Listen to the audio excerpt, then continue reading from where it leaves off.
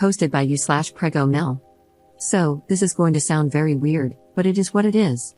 My husband, Jason, 24M, was born to his mother, Luna, 42F, when she was 18, almost 19, out of her first marriage. Luna is from a rich Italian family in Seattle, where people sound like they're from Frasier, so even though that marriage collapsed after Jason's birth, they didn't really struggle in the conventional sense. But they're really, really close to each other.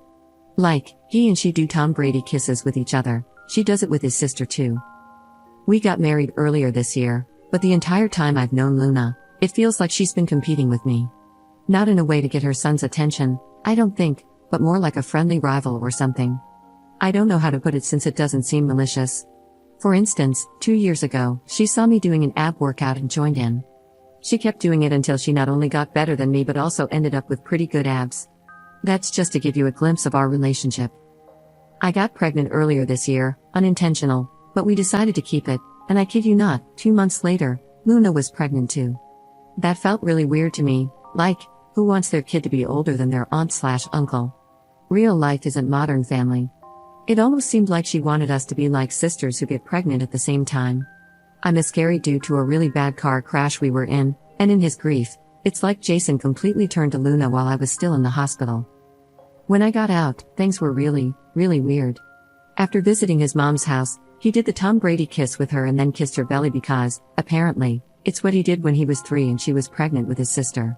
I was freaking out when she asked me to do it too, but I went along with it just to avoid causing a fight. Since then, I've been leaving his mom's house early whenever we visit, making up some excuse or another to avoid the belly kisses, but I've had to do it like 3 more times. She's 6 months pregnant now, and yesterday, we visited her house.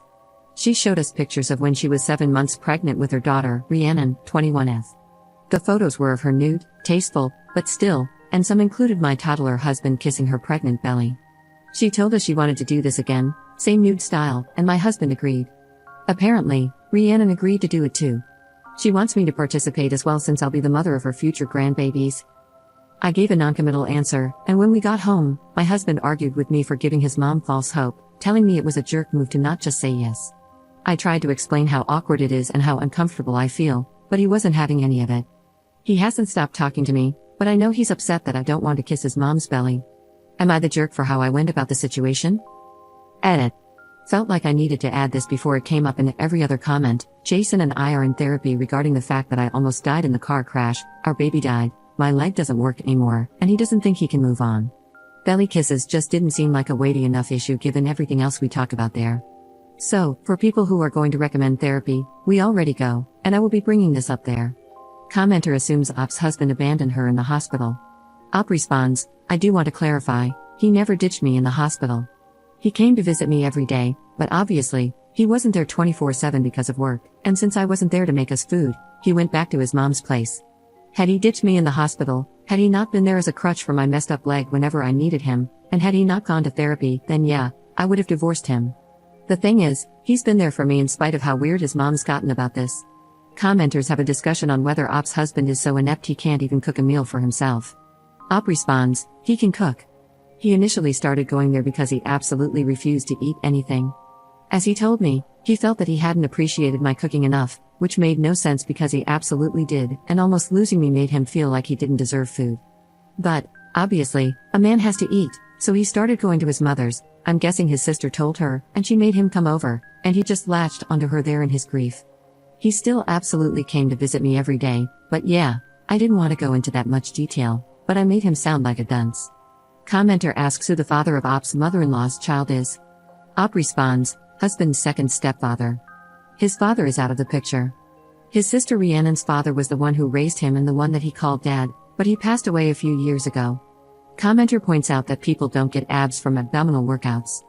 Op responds, I know ab workouts don't cause abs, that's the point. She not only started doing those workouts to compete with me, but took it to a whole other level with diet and training. I know I worded it wrong looking back, but what I was trying to establish is that if I play tennis for fun, she'll try to become a pro and enter local tournaments. Update 4 months later. I brought the issue up in therapy. Thank you, everyone, for helping me find the words to use and for helping me identify my own pain, and I think the therapist was shocked.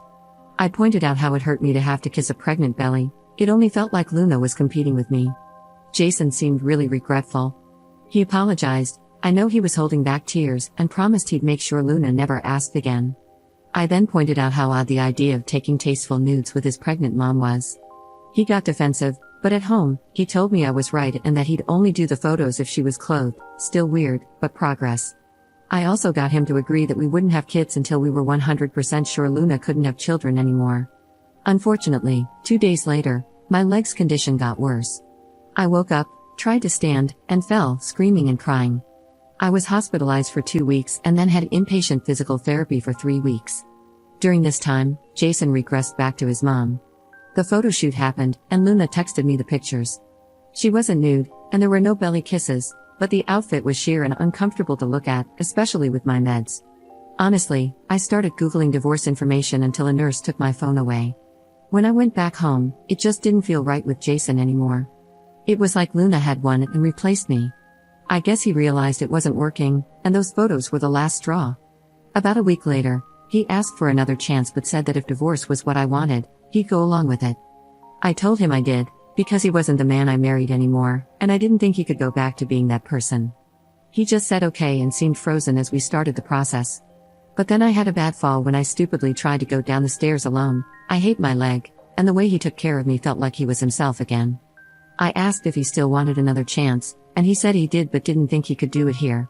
He asked if I'd be willing to move somewhere far away from his family so we could focus on us. I said yes, because I was already planning on leaving as soon as we divorced. We're moving to Albuquerque, since his mom can't follow us there, and I got a referral to a treatment facility that can help. Honestly, these last few days before we leave for our new life have felt just like my old life, except now I have a 99% dead leg, and it's been great having the man I love back.